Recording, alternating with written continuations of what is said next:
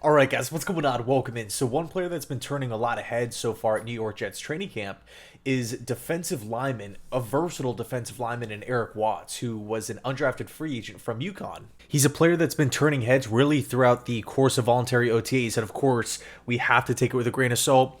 It is voluntary OTAs. This isn't contact. These practices aren't padded. We're not in the thick of training camp or preseason games or anything like that. It's just the early first week of voluntary OTAs. But with that said, it is still impressive that a UDFA in Eric Watts is coming in, turning heads, making plays, flashing, winning his one-on-ones. That's an awesome step in the right direction. I mean, talk about starting off on the right foot.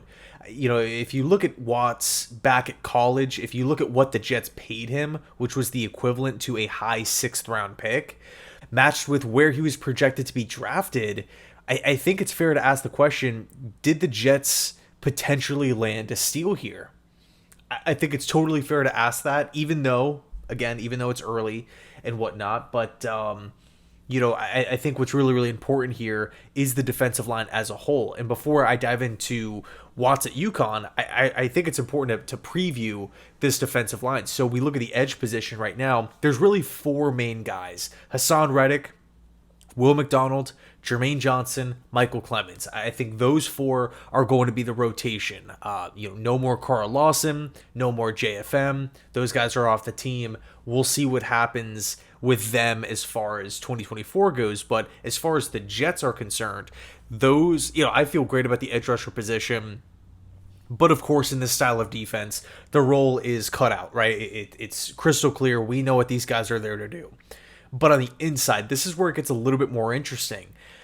Bunch of one-year contracts, of course, led by Quinnen Williams here on the inside. So we have Q, we have Javon Kinlaw, one-year deal, Leki Fotu, one-year deal from Arizona, Solomon Thomas brought back on a one-year contract, and then Tanzil Smart, who's a guy who I like. And of course, this is not the final 53. This is just kind of the rough projected outlook going into 2024. And I think for me, watching the inside of the defensive line in this style of system, the 4-3, it's always more intriguing to see who the coaches want to go with there, because the skill sets change, right? Leki Fotu is going to have a different skill set to Javon Kinlaw. I mean, we saw that last year with Al Woods and Quentin Jefferson, right? There's different roles within this defense.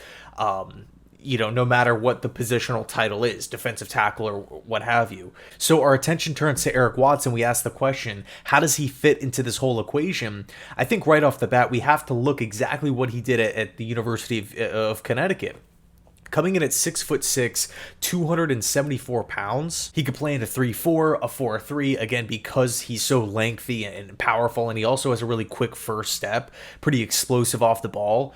But, I mean, he's played on the outside of the defensive line, the wide 9 position. He can play on the inside as a 3 technique, as a 5 technique. He can play pretty much, the majority of the positions on the defensive line.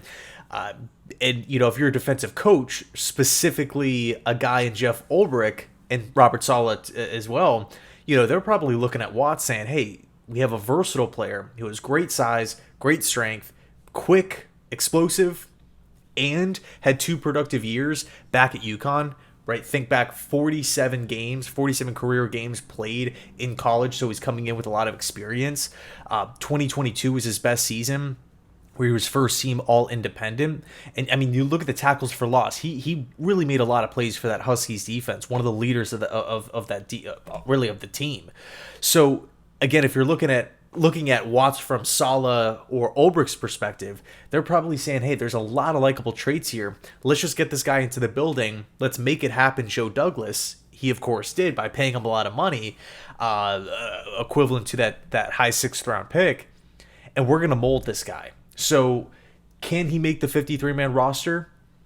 I think there's a chance. Again, it's so early in the process. We haven't seen him go up against other competition as far as other teams and whatnot. We'll see as preseason goes by. He's definitely going to be, one of those names to watch once we hit like the second, the third, the fourth quarters.